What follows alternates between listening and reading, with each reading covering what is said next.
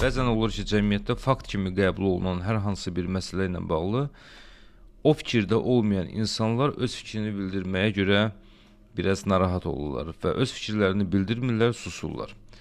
Buna susqunluq spiralı deyilir. Baxmayaraq ki, bu termin ilk vaxtlar siyasi termin olub, amma sonradan cəmiyyətə sirayət edərək artıq sosial terminə çevrilib. Susqunluq spiralına aid bir misal çəkim. Cəmiyyətdə hər kəs bilir ki, implant əməliyyatı xüsusi steril cərrahi otaqda olmalıdır. Adi təmiz, terapevtik və yaxud da ki, ortopedik iş görülən stomatoloji kabinetdə etmək bu işi olmaz. Bu cəmiyyətin fikridir. Amma həkimlərdən soruşsaz, həkimlərin əksəriyyəti öz aralarında bilirlər ki, öz aralarında danışanda bilirlər ki, yəni bu boş şeydir, bunun heç bir mənası yoxdur. Yaxşı, bir tərəf bu cür fikirləşir, digər tərəf isə öz məntiqi ilə başqa cür fikirləşir. Bəs həqiqət hardadır?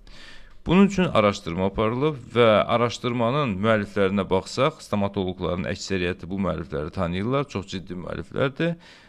Görəcəksiniz ki, araşdırmacıların heç bir marağı yoxdur məsələni hər hansı bir qərəzli şəkildə etməyə, amma nəticələrini ortaya qoyublar.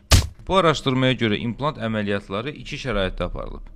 Birinci, steril şərait, yəni xüsusi cərrahi sterilliyi olan şərait, ikincisi isə adi təmiz stomatoloji kabinetdə və nəticə göz qabağındadır.